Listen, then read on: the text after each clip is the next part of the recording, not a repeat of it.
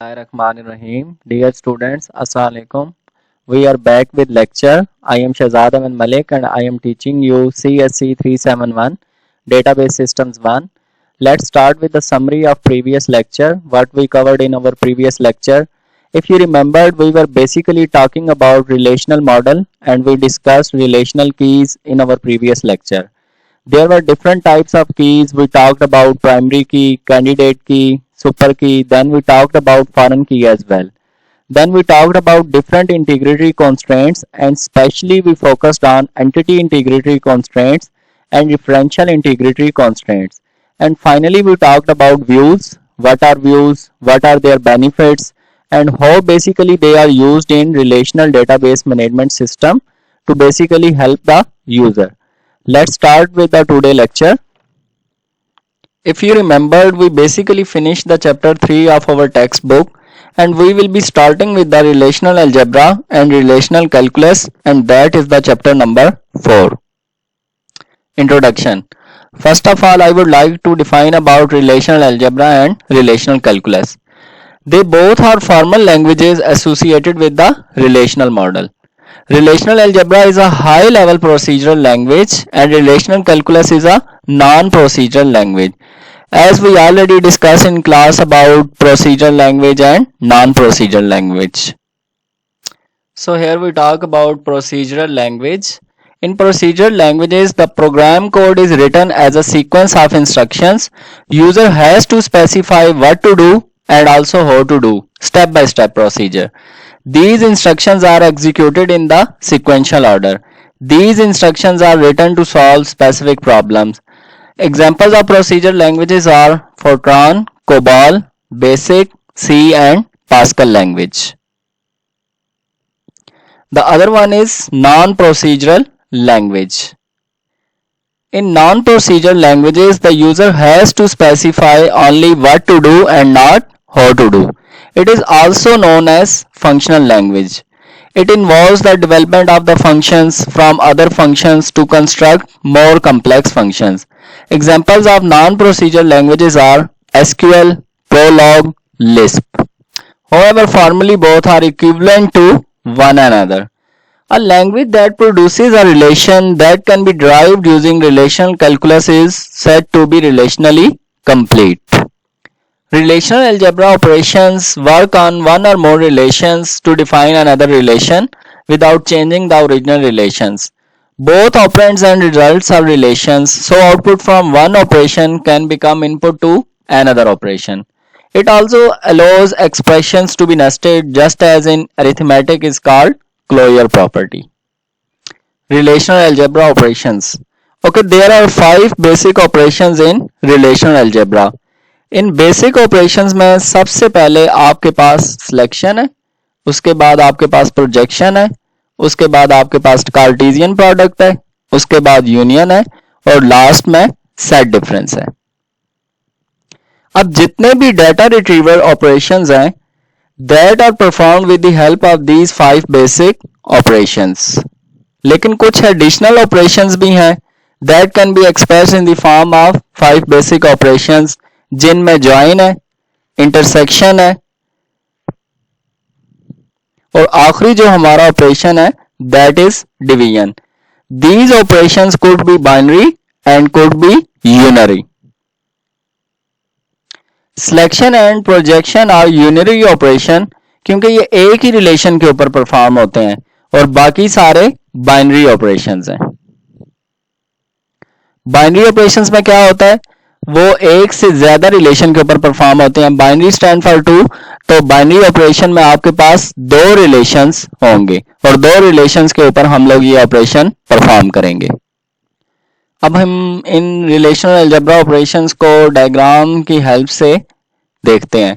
सबसे पहले जो आपका ऑपरेशन है वो है सिलेक्शन का ऑपरेशन. अब जब हम सिलेक्शन का ऑपरेशन लेंगे that is performed horizontally, means हम इसमें अपनी मर्जी की रोज या टपल्स सिलेक्ट करते हैं. सेकंड जो हमारा ऑपरेशन है दैट इज प्रोजेक्शन. प्रोजेक्शंस में हम लोग किसकी बात करते हैं, कॉलम्स की बात करते हैं. तो कॉलम्स जो हमारे होते हैं वो वर्टिकल होते हैं. थर्ड जो हमारा ऑपरेशन है वो है कार्टेशियन प्रोडक्ट. इसको हम लोग क्रॉस प्रोडक्ट भी कहते हैं। अब इसमें देखें हमारे पास दो रिलेशन है, first one is P and second one is Q। अब क्रॉस प्रोडक्ट जब हम लोग करेंगे इसमें क्या होगा कि फर्स्ट टेबल का जो फर्स्ट एलिमेंट है उसको हम लोग सेकंड टेबल के फर्स्ट एलिमेंट से पहले मल्टीप्लाई करेंगे, फिर फर्स्ट टेबल के एलिमेंट को सेकंड टेबल के सेकंड एलिमेंट से मल्टीप्लाई करेंगे, फिर फर्स्ट टेबल के फर्स्ट एलिमेंट को सेकंड टेबल के थर्ड एलिमेंट से मल्टीप्लाई करेंगे। अब आप देखें यहाँ पे क्या हो रहा है, A1 यहाँ पे ये 1 शो हो गया, उसके बाद A को 2 से मल्टीप्लाई किया तो A2 शो हो गया, उसके बाद A को 3 से मल्टीप्लाई किया तो A3 शो हो गया। अब same is the case here, second element value जो है वो आपकी B है, तो हम लोग क्या करेंगे, इस B को सबसे पहले सेकंड जो आपका टेबल है रिलेशन Q है उसके फर्स्ट एलिमेंट से मल्टीप्लाई करेंगे। B इंटू 1 तो B1 शो हो गया, B इंटू 2 तो B2 शो हो गया, B इंटू 3 तो B3 शो हो गया। तो ये जो आपका टेबल बना है ये क्या है, ये आपका कार्टेशियन प्रोडक्ट है। ये बाइनरी ऑपरेशन के केस में आता है, और जो आपका सिलेक्शन और ये जो प्रोजेक्शन है ये यूनरी में आता है, क्योंकि हमने पढ़ा था कि यूनरी में एक ही रिलेशन होता है और बाइनरी में आपके पास दो रिलेशन होते हैं। फोर्थ जो आपका ऑपरेशन है वो है यूनियन। आप सब लोगों ने मैथ में यूनियन और इंटरसेक्शन तो पढ़ा होगा और आप सब लोग इससे बखूबी आगाह होंगे। तो इसमें क्या होता है कि हम पहले सेट की भी चीजें लिख लेंगे और दूसरे सेट की भी चीजें लेंगे। ये तो मैथ में हम लोग सेट यूज करते हैं, लेकिन हम जब डेटाबेस की बात करते हैं या रिलेशनल अलजेब्रा की बात करते हैं तो हम सेट के अगेंस्ट हम लोग जो वर्ड यूज करेंगे वो रिलेशन यूज करेंगे। तो इसमें क्या होगा कि हम पहले रिलेशन की भी सारी चीजें ले लेंगे और दूसरे रिलेशन की भी सारी चीजें ले लेंगे, और इन दोनों में जो कॉमन है उसे एक दफा लिखेंगे। ठीक है, तो अब आप देखें हम लोग जब इसे रिप्रेजेंट करेंगे तो R यूनियन S के थ्रू, इसमें क्या होगा कि R की जितनी वैल्यूज हैं और S की जितनी वैल्यूज हैं वो सारी इसके अगेंस्ट आ जाएंगी, लेकिन जो वैल्यूज रिपीट हो रही हैं हम उसे एक ही दफा लेंगे। नेक्स्ट जो हमारा ऑपरेशन है वो है इंटरसेक्शन। इसमें क्या होगा, हमारे पास दो रिलेशन है R और S। इसमें क्या होगा, दोनों रिलेशंस के अंदर जो कॉमन चीजें हैं वो हम ले लेंगे। अब R रिलेशन के अंदर जो एलिमेंट्स वैल्यू हैं और S रिलेशन के अंदर जो एलिमेंट्स वैल्यू हैं जो कॉमन होंगी वो यहाँ पे हम लोग ले रहे हैं। ठीक है, और लास्ट जो है वो हमारा है वो सेट डिफरेंस है। इसमें क्या होगा, इसमें भी हमारे पास दो रिलेशन है R एंड S। R के ऐसे टपल्स या एलिमेंट्स जो S में मौजूद नहीं है वो हम यहाँ पे लेंगे। ठीक है, तो इसको हम लोग क्या बोलते हैं, सेट डिफरेंस। तो इस केस में क्या हो रहा है कि फर्स्ट टेबल के टपल्स या जो एलिमेंट्स वैल्यू जो R के अंदर मौजूद हैं और जो S के अंदर मौजूद नहीं है जस्ट हम वो यहाँ पे ले रहे हैं, और इसको हम रिप्रेजेंट कर रहे हैं माइनस साइन के साथ R माइनस S। जी, इंस्टेंस ऑफ सैंपल डेटाबेस, ये एक हमारी केस स्टडी है जो कि ड्रीम होम के नाम से है, जो हम ऑलरेडी क्लास में डिस्कस कर चुके हैं, पढ़ चुके हैं। इसमें क्या हो रहा है कि जो लोग भी रेंट पर घर लेना चाह रहे हैं, ये एक हाउस रेंट कंपनी है, इनके पास इनका स्टाफ है, इनकी मुख्तलिफ ब्रांचेज हैं, मुख्तलिफ किस्म के इनके पास क्लाइंट्स आते हैं। इस किस्म की सारी डिटेल इस डेटाबेस के अंदर मौजूद है। सबसे पहले हम लोग जो है इसके रिलेशंस देखते हैं। तो पहला जो टेबल है वो है ब्रांच का टेबल, ब्रांच का रिलेशन, और इसके एट्रीब्यूट्स क्या है, branch number, second one is street, third one is city and last one is post code. इसी तरह जो आपका नेक्स्ट रिलेशन है वो है स्टाफ का, और इसी तरह इसके एट्रीब्यूट्स गिवन है staff number, first name, last name, position, sex, date of birth, salary, branch number. अब हम फर्स्ट रिलेशन को देखते हैं। इसमें जो ब्रांच नंबर जो है आपका, ये आपकी प्राइमरी की है। हमने क्लास में ऑलरेडी डिस्कस की थी कि प्राइमरी की क्या होती है, प्राइमरी की वो की होती है जो यूनिक होनी चाहिए, यूनिकली आइडेंटिफाई हो। तो इस केस में आप देखें कि जितना एलिमेंट वैल्यू यहाँ पे गिवन है या जो रिकॉर्ड दिया गया है उनकी वैल्यू क्या है, यूनिक है। यहाँ पे वैल्यू 5 है, यहाँ 7 है, 3, 4, 2, कोई भी वैल्यू रिपीट नहीं हो रही, ये यूनिकली आइडेंटिफाई कर रहा है। ठीक है, तो इस चीज को हम लोग कहते हैं प्राइमरी की। इसी तरह स्टाफ रिलेशन के अंदर आए तो स्टाफ नंबर जो है वो यहाँ पे एज अ प्राइमरी की एक्ट कर रहा है, लेकिन अगर हम देखें स्टाफ के अंदर ब्रांच नंबर का एट्रीब्यूट दोबारा आया हुआ है। तो ये यहाँ पे प्राइमरी की एक्ट नहीं कर रहा, बल्कि ये यहाँ पे फॉरेन की एक्ट कर रहा है। तो यहाँ पे क्या हो रहा है, ब्रांच नंबर यहाँ दोबारा यूज हुआ है। ब्रांच नंबर जो है ब्रांच के रिलेशन के अंदर एज अ प्राइमरी की एक्ट कर रहा है, लेकिन जो स्टाफ का रिलेशन है उसके अंदर ब्रांच नंबर जो है हमने खुद से डुप्लीकेट किया है, और यहाँ पर हम इसे एज अ फॉरेन की एक्ट सर्व करवा रहे हैं। अगर आपको इंटीग्रिटी कॉन्स्ट्रेंट्स याद हो तो हमने एक रिफरेंशियल इंटीग्रिटी कॉन्स्ट्रेंट का जिक्र किया था कि फॉरेन की जो वैल्यू है that must be either from the home relation, means जो भी स्टाफ के अंदर ब्रांच नंबर की वैल्यू आ रही है ये मस्ट मौजूद होनी चाहिए ब्रांच के अंदर ब्रांच नंबर में जो एट्रीब्यूट है। डेटा में आप इसकी इंस्टेंस देख सकते हैं, ब्रांच के अंदर इस टाइम 5 रोज पड़ी हुई हैं, ठीक है, और जो स्टाफ है उसमें 6 रोज पड़ी हुई हैं। तो ये इसका इंस्टेंस है। इस डेटाबेस को समझना जरूरी है क्योंकि हम रिलेशनल अलजेब्रा के जितने भी ऑपरेशंस परफॉर्म करेंगे वो इस डेटाबेस पर करेंगे। नेक्स्ट जो हमारा रिलेशन या टेबल है वो है प्रॉपर्टी फॉर रेंट, और इसमें जो एट्रीब्यूट्स हैं, फर्स्ट है property number, second street, third city, fourth post code, fifth type, six room, 7 rent, 8 owner number, 9 staff number and 10 branch number. अब इसमें ये जो 3 एट्रीब्यूट्स आपको शो हो रहे हैं, ये ऑनर के टेबल में owner number as a primary key है, स्टाफ के टेबल में staff number as a primary key है, और ब्रांच के टेबल में branch number as a primary key है। लेकिन प्रॉपर्टी फॉर रेंट रिलेशन के अंदर ये तीनों एट्रीब्यूट्स जो हैं एज अ फॉरेन की सर्व कर रहे हैं, ये यहाँ पे एज अ प्राइमरी की सर्व नहीं कर रहे। अब यहाँ पे ये जो एक एट्रीब्यूट टाइप का है, इसमें क्या है कि कोई भी क्लाइंट जब प्रॉपर्टी चेक करने आता है उसमें उसकी टाइप डिफरेंट होती है, मतलब कोई हाउस के लिए चेक करने आ रहा है, कोई फ्लैट लेना चाह रहा है, इसलिए यहाँ पे इसकी टाइप डिफाइन की गई है, ठीक है। नेक्स्ट जो आपका रिलेशन है वो है क्लाइंट का। इसी तरह क्लाइंट के एट्रीब्यूट्स हैं client number, first name, last name, telephone number, preference type, maximum rent. अब क्लाइंट नंबर जो है यहाँ पे ऐसा क्या एक्ट कर रहा है, प्राइमरी की। अब यहाँ पे आप देख रहे हैं प्रेफरेंस टाइप एक एट्रीब्यूट है, तो जो भी क्लाइंट प्रॉपर्टी फॉर रेंट या प्रॉपर्टी लेना चाहेगा, रेंट हाउस रेंट लेना, हाउस रेंट को यूज करना चाहेगा, तो वो सबसे पहले प्रेफरेंस टाइप डिफाइन करेगा कि वो फ्लैट देखने आ रहा है या वो हाउस रेंट पे लेना चाहता है। तो इसलिए यहाँ पे एट्रीब्यूट एक जो गिवन है वो यहाँ पे आप देखें उसमें क्या गिवन है, flat and house.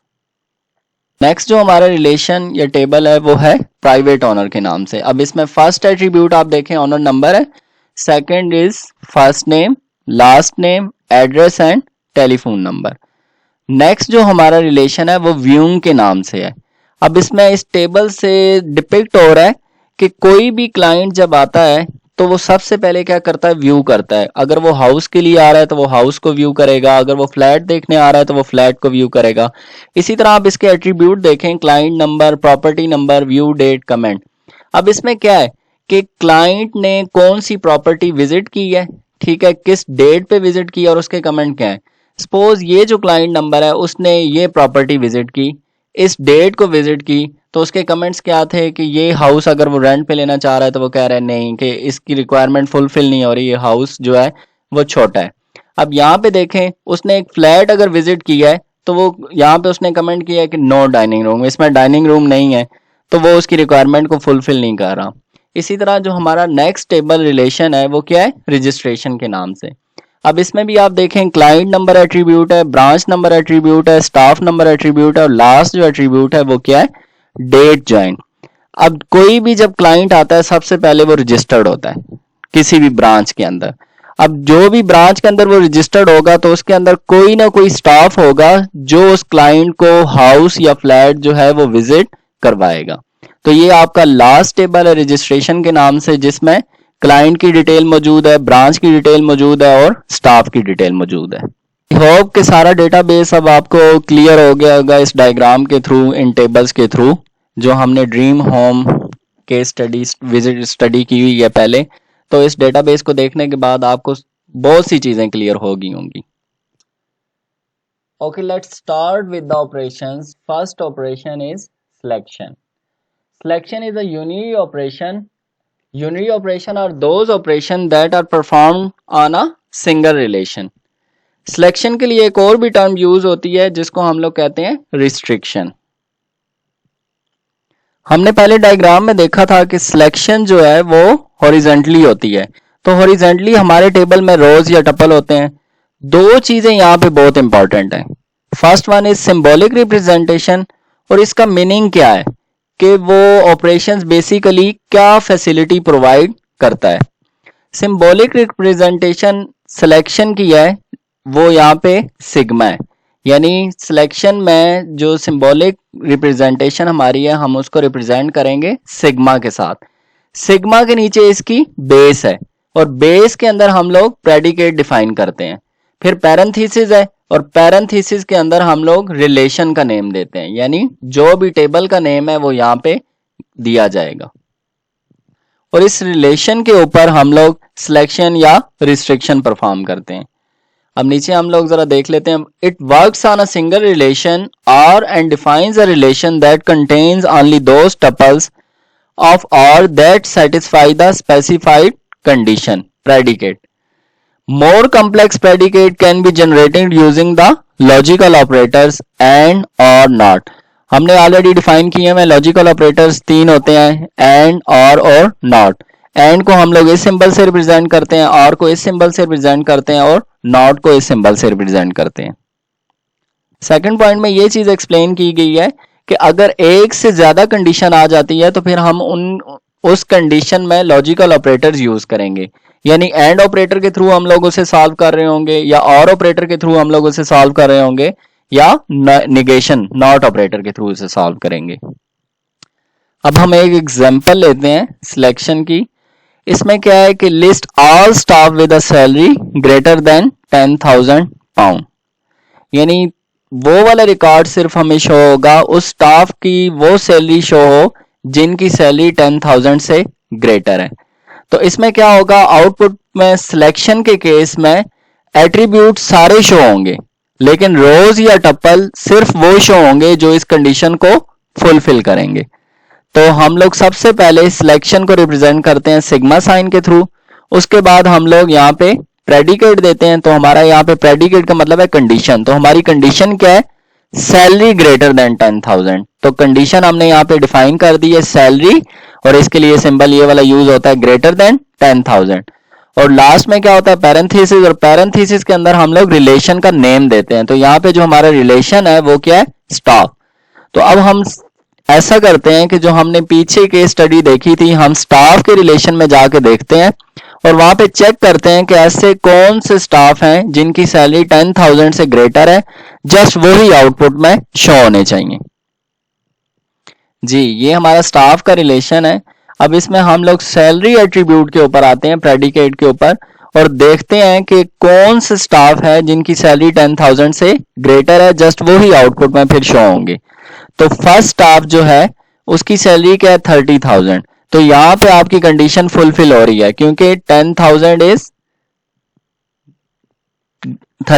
Is greater than 10,000. तो कंडीशन आपकी फुलफिल हो गई है. तो आउटपुट में आपको ये रिकॉर्ड शो होगा. सेकंड आउटपुट क्या है, 12,000. तो 12,000 भी कंडीशन को फुलफिल कर रहा है क्योंकि ये ग्रेटर देन 10,000 है. थर्ड 18,000 है, यहां पे भी आपकी कंडीशन फुलफिल हो रही है. फोर्थ वन इज इस स्टाफ की जो सैलरी है वो है 9,000. तो यहां पे आपकी कंडीशन फुलफिल नहीं हो रही बिकॉज 10,000 इज ग्रेटर देन 9,000. तो 9,000 लेस है 10,000 से, तो ये रिकॉर्ड आपका शो नहीं होगा. नेक्स्ट जो है यहाँ पे क्या गिवन है, 24,000. तो 24,000 भी 10,000 से ग्रेटर देन है, तो ये भी आउटपुट में शो होगा. लास्ट में जो है वो क्या है, 9,000. तो यहाँ पे भी आपकी कंडीशन फुलफिल नहीं हो रही. तो अब जो आपकी आउटपुट प्रोड्यूस होगी उसमें कितनी आपके पास मतलब रिकॉर्ड शो होने चाहिए, 1 2 3 4. ये जो दो रिकॉर्ड हैं ये एलिमिनेट हो जाएंगे, स्किप हो जाएंगे क्योंकि ये कंडीशंस को फुलफिल नहीं कर रहे. अब हम जरा आउटपुट को देखते हैं. जी, अब हम आउटपुट को देख रहे हैं. तो यहाँ पे आपके पास 1 2 3 4 4 रिकॉर्ड ही शो हो रहे हैं और इन तमाम स्टाफ की सैलरी जो है वो 10,000 से ग्रेटर है। जी, नेक्स्ट जो हमारा ऑपरेशन है वो है प्रोजेक्शन। प्रोजेक्शन को रिप्रेजेंट करने के लिए हम पाई का साइन यूज करते हैं। पाई की बेस के अंदर हम लोग एट्रीब्यूट स्पेसिफाई करते हैं और लास्ट में हमारे पास पैरेंथेसिस है और पैरेंथेसिस के अंदर हम लोग रिलेशन लेते हैं। ये तमाम एट्रीब्यूट्स हैं A1 A2 up to AN। इन तमाम एट्रीब्यूट्स को हम लोग कॉमा के थ्रू सेपरेट करते हैं। Projection works on a single relation and defines a relation that contains a vertical subset of relation, extracting the value of specified attributes and eliminating duplicates. अब projection भी जो आपका है वो कौन सा ऑपरेशन है? Unary operation. यूनरी का मतलब है कि यहाँ पे एक ही टेबल होगा आपके पास। अब हम प्रोजेक्शन की एक एग्जांपल डिफाइन करते हैं। इसमें क्या है? Produce a list of salaries for all staff showing only staff number, first name, last name and salary details. Projection में हम कॉलम्स या एट्रीब्यूट्स पे रिस्ट्रिक्शन नहीं लगाते, कॉलम्स और एट्रीब्यूट्स पे रिस्ट्रिक्शन लगाते हैं, बल्कि रोज या टपल्स पे रिस्ट्रिक्शन नहीं लगाते। तो अब हम इसको कंडीशन के थ्रू जस्टिफाई करते हैं। सबसे पहले हम यहाँ पे पाई साइन यूज करेंगे, ठीक है। सिंबॉलिक रिप्रेजेंटेशन प्रोजेक्शन को हम लोग पाई के साथ रिप्रेजेंट करते हैं। उसके बाद इसके तमाम एट्रीब्यूट्स आएंगे जो कि यहाँ पे 4 एट्रीब्यूट्स गिवन है, staff number, first name, last name और सैलरी।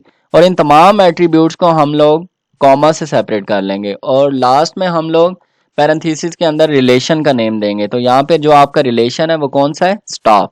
अब हम लोग पिछली डायग्राम में जाते हैं, स्टाफ के रिलेशन को ओपन करते हैं और वहां पे देखते हैं कि उस रिलेशन के अंदर ये 4 एट्रीब्यूट्स ही गिवन है या 4 से ज्यादा एट्रीब्यूट्स गिवन है। और अगर 4 से ज्यादा एट्रीब्यूट्स गिवन है तो वो उसको स्किप करता है या नहीं आउटपुट में। तो आइए चेक करते हैं। जी, ये हमारा स्टाफ का रिलेशन है और इसके अंदर हमारे पास कितने एट्रीब्यूट्स गिवन है? 1 2 3 4 5 6 7 8। लेकिन हमें जो वहां पे रिक्वायर्ड एट्रीब्यूट्स हैं वो है staff number, first name, last name and salary.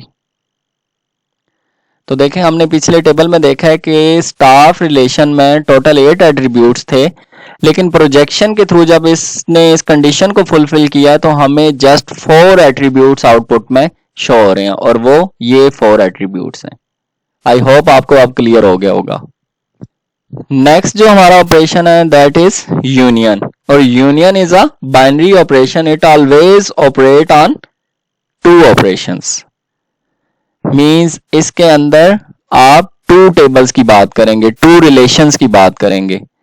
तो फर्स्ट हम देखते हैं, union of 2 relations R and S defines a relation that contains all the tuple of R or S or both R and S, duplicate tuples being eliminated।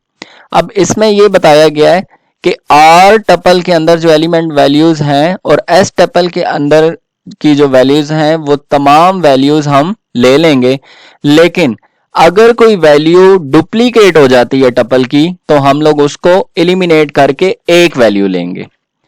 Second point जो है उसमें ये चीज बताई गई है, R and S must be union compatible. Union compatible का मतलब ये है कि अगर R रिलेशन के अंदर आपके पास 2 एट्रीब्यूट्स हैं तो S रिलेशन के अंदर भी आपके पास 2 ही एट्रीब्यूट्स होने चाहिए।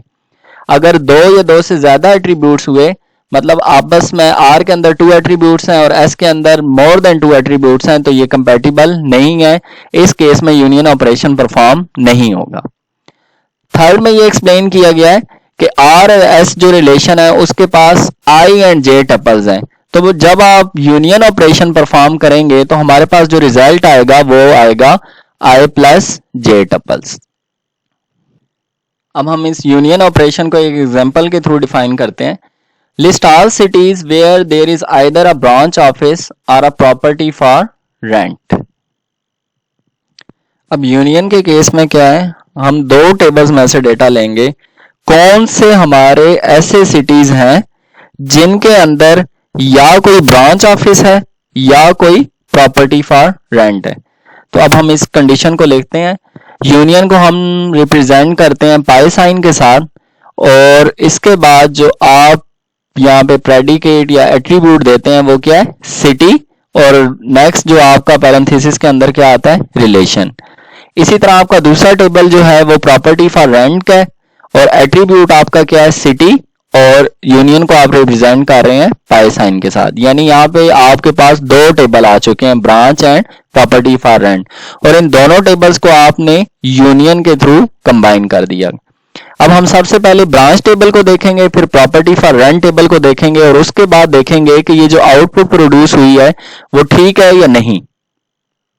जी, ये हमारा ब्रांच टेबल है जिसमें सिटी एट्रीब्यूट के अंदर जो वैल्यूज हैं, एलिमेंट वैल्यूज हैं, वो है London, Aberdeen, Glasgow, Bristol, London. तो यहाँ पे अब आप देखें ये जो लंदन है ये यहाँ पे डुप्लीकेट हो रहा है। तो हमने ये पढ़ा है कि यूनियन के अंदर वो डुप्लीकेट को क्या कर देगा, एलिमिनेट, यानी दो की जगह यहाँ पे एक वैल्यू शो करेगा। इसी तरह अब हम लोग प्रॉपर्टी फॉर रेंट टेबल पे आते हैं। जी, ये हमारा प्रॉपर्टी फॉर रेंट रिलेशन है, इसके अंदर सिटी का एट्रीब्यूट है, और इसके अंदर एबरडीन, लंदन, ग्लासगो जो है वो 4 दफा आया है। तो इसमें भी ये इसे एलिमिनेट करके एक दफा शो करेगा। तो अब हमारे पास आउटपुट में जो सिटीज आने चाहिए वो कौन कौन से आने चाहिए, एबरडीन, लंदन, ग्लासगो, और आपके पास जो वहां पे ब्रांच टेबल के अंदर गिवन था एक सिटी, वो कौन सा था, ब्रिस्टल, जो यहाँ पे गिवन नहीं है। तो यूनियन के केस में हम तमाम रिजल्ट्स को क्या करते हैं, कंबाइन करते हैं। तो आउटपुट में अब जो हमारे पास सिटीज शो होंगे वो होंगे Aberdeen, London, Glasgow and Bristol. जी, तो ये देखें अब ये जो हमारी आउटपुट प्रोड्यूस हुई है उसमें आपके पास ये 4 सिटीज के नेम शो हो गए हैं। लंदन रिपीट हो रहा था ब्रांच टेबल के अंदर, और ग्लासगो 4 टाइम रिपीट हो रहा था प्रॉपर्टी फॉर रेंट टेबल के अंदर। तो इसको एलिमिनेट करके उसने एक एक दफा ले लिया है। नेक्स्ट जो हमारा ऑपरेशन है वो है सेट डिफरेंस, और सेट डिफरेंस को हम लोग रिप्रेजेंट करते हैं माइनस साइन के साथ, आर माइनस एस। मीन्स इसमें भी 2 रिलेशंस की बात हो रही है। First one is relation R and second one is relation S. It defines a relation consisting of the tuples that are in relation R but not in S. इसका मतलब ये है कि R रिलेशन के अंदर जो वैल्यूज हैं just वो शो होनी चाहिए आउटपुट में, बजाय इसके जो S रिलेशन के अंदर जो वैल्यूज हैं वो शो।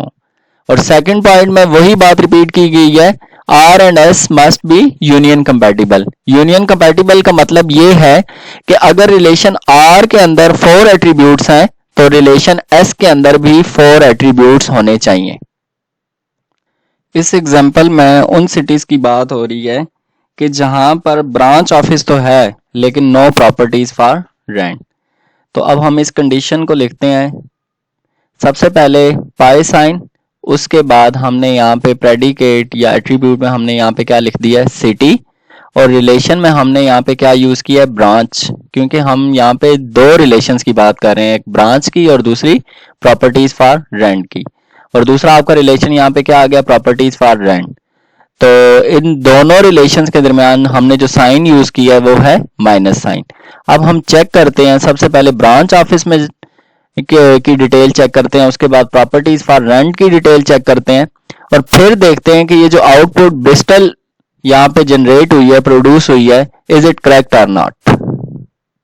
जी, तो ये हमारा ब्रांच रिलेशन है, और सिटी एट्रीब्यूट के अगेंस्ट हमारे पास ये वैल्यूज हैं, ये एलिमेंट्स नेम है, London, Aberdeen, Glasgow, Bristol, London. तो हम हमने ये चेक करना है कि ऐसा सिटी नेम जो ब्रांच रिलेशन के अंदर हो लेकिन आपका जो दूसरा टेबल है प्रॉपर्टी फॉर रेंट, उस रिलेशन के अंदर वो नाम मौजूद ना हो। जी, तो ये हमारा प्रॉपर्टी फॉर रेंट रिलेशन है। सिटी एट्रीब्यूट के अगेंस्ट हमारे पास ये नेम गिवन है, एबरडीन, लंदन, ग्लासगो। ये तीनों सिटी नेम्स हमारे ब्रांच टेबल के जो सिटी का एट्रीब्यूट है वहां पे गिवन थे, लेकिन ब्रिस्टल जो नेम है वो यहाँ पे गिवन नहीं है, वो वहां पे गिवन है। तो आउटपुट में हमारे पास जो सिर्फ सिटी नेम शो होना चाहिए वो होना चाहिए ब्रिस्टल। जी, तो आप देखें यहाँ पे सिटी के अगेंस्ट हमें सिर्फ ब्रिस्टल नेम जो है वो आउटपुट में शो हो रहा है। नेक्स्ट जो हमारा ऑपरेशन है दैट इज इंटरसेक्शन। इंटरसेक्शन भी जो है वो हमारा बाइनरी ऑपरेशन है, मींस इसमें टू रिलेशंस होंगे। तो फर्स्ट रिलेशन जो हमारा वो है आर और सेकंड जो है एस। इन दोनों टेबल्स को हम लोग जिस सिंबल्स के थ्रू कंबाइन करेंगे दैट इज इंटरसेक्शन। इस केस में भी, इंटरसेक्शन के केस में भी क्या है कि ये यूनियन कंपैटिबल है। यूनियन कंपैटिबल ऑलरेडी मैं आप लोगों को बता चुका हूं कि आपके पास अगर दो टेबल्स हैं तो दोनों टेबल्स के एट्रीब्यूट्स जो हैं उनकी वैल्यू सेम होनी चाहिए। Means if R has 4 attributes then S table also have 4 attributes. हम लोग इंटरसेक्शन को इस तरह भी रिप्रेजेंट कर सकते हैं, R intersection S equals to R minus S. इस केस में हम लोग इसको किस तरह परफॉर्म करेंगे, सबसे पहले हम पैरेंथेसिस को परफॉर्म करेंगे। आर माइनस एस का रिजल्ट जो भी आएगा उसको हम लोग आर से माइनस कर देंगे। मींस यहाँ पे सबसे पहले आपने इसको सॉल्व करना है, जो रिजल्ट आएगा आपने उसमें से आर माइनस ये कर देना है, तो वो भी किसके इक्विवेलेंट है, आर इंटरसेक्शन एस। हम लोग इसे इस तरह भी लिख सकते हैं और हम लोग इसे इस तरह भी लिख सकते हैं। अब हम इंटरसेक्शन की एग्जांपल लेते हैं। इसमें बताया गया list all cities where there is both a branch office and at least one property for rent. तो इस एग्जांपल में देखें कि हमने रिस्ट्रिक्शन लगा दी है। रिस्ट्रिक्शन क्या लगाई है कि हमें वो सिटीज शो जहां पे ब्रांच ऑफिस भी हो और प्रॉपर्टी फॉर रेंट भी हो। तो अब हम इसको लिखते हैं। सबसे पहले हम लोग इंटरसेक्शन को जो रिप्रेजेंट करते हैं वो पाई साइन के थ्रू करते हैं। उसके बाद प्रेडिकेट या जो एट्रीब्यूट यहाँ पे हमने लिया है वो क्या है, सिटी, और रिलेशन हमारा क्या है, ब्रांच। क्योंकि देखें इस कंडीशन के अंदर हमने दो रिलेशंस की बात की है, एक ब्रांच की और दूसरी प्रॉपर्टी फॉर रेंट की। Same is the case here, property for rent relation आपने लिया है, प्रेडिकेट और एट्रीब्यूट जो है वो आपने एज अ सिटी लिया है और इसको इंटरसेक्शन को आपने पाई साइन के साथ रिप्रेजेंट किया और इन दोनों टेबल्स को हमने इंटरसेक्शन साइन के साथ कंबाइन कर दिया। अब हमने रिजल्ट देखने हैं कि ब्रांच टेबल और प्रॉपर्टी फॉर रेंट टेबल के अंदर वो सिटी नेम्स जो कॉमन है, जो सेम है, जस्ट आउटपुट में वो शो होने चाहिए। तो सबसे पहले हम ब्रांच टेबल को देखते हैं, उसके बाद प्रॉपर्टी फॉर रेंट टेबल। जी, ये हमारा ब्रांच टेबल है जिसमें सिटी एट्रीब्यूट के अगेंस्ट ये नेम गिवन है, लंदन, एबरडीन, ग्लासगो, ब्रिटसल, लंदन दोबारा रिपीट हुआ है। अब हम प्रॉपर्टी फॉर रेंट टेबल के अंदर जाते हैं और वहां पे देखते हैं कि कौन कौन से नेम हमारे कॉमन है। एबरडीन इस टेबल के अंदर भी है, एबरडीन ब्रांच टेबल के अंदर भी था। लंदन इस टेबल के अंदर भी है, लंदन उस टेबल के अंदर भी था। ग्लासगो इस टेबल के अंदर भी है, ग्लासगो उस टेबल के अंदर भी था। तो आउटपुट में हमारे पास 3 सिटी नेम शो होने चाहिए, that are Aberdeen, London and Glasgow. जी, तो ये हमारी आउटपुट है और आउटपुट में हमने देखें यही 3 सिटी नेम शो हो रहे हैं जो अब ये हमने वेरीफाई किए हैं ब्रांच टेबल के थ्रू और प्रॉपर्टी फॉर रेंट टेबल के थ्रू, और उसमें हमने यही 3 नेम वेरीफाई किए थे, एबरडीन, लंदन एंड ग्लासगो।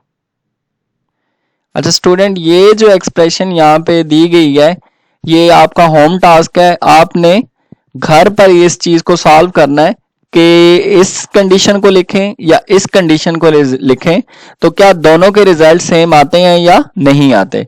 इसमें आपने सबसे पहले करना क्या है, सबसे पहले आपने पैरेंथेसिस को सॉल्व करना है, उसका जो रिजल्ट आएगा वो आर में से माइनस कर देंगे तो ये आपका इंटरसेक्शन का ऑपरेशन परफॉर्म हो जाएगा। जी, लास्ट में हमारी समरी है।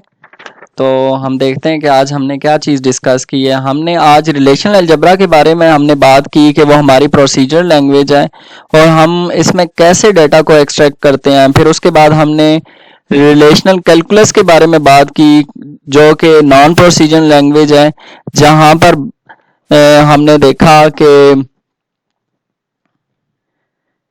हमने देखा कि user has to specify only what to do but not how to do, ठीक है। और इसकी फिर हमने एग्जांपल्स देखी। इसी तरह फिर हमने रिलेशनल अलजेब्रा और उसके ऑपरेशंस के बारे में देखा। तो हमने देखा कि सबसे पहले हमने सिलेक्शन ऑपरेशन, फिर प्रोजेक्शन, और ये दोनों जो ऑपरेशन थे ये यूनिरी ऑपरेशन थे क्योंकि ये दोनों एक सिंगल रिलेशन के ऊपर परफॉर्म हो रहे हैं। फिर हमने कार्टेशियन प्रोडक्ट देखा, यूनियन देखा, सेट डिफरेंस देखा, इंटरसेक्शन देखा। ये चार जो ऑपरेशंस थे ये बाइनरी ऑपरेशंस थे, क्योंकि ये चारों ऑपरेशंस जो हैं टू रिलेशंस के ऊपर परफॉर्म हो रहे थे। आई होप सो आपको आज का टॉपिक क्लियर हो गया होगा। आप वीडियो को देख लें, उसके बाद कोई भी क्वेश्चंस या क्यूरी है तो you are welcome. Stay blessed. अल्लाह हाफिज।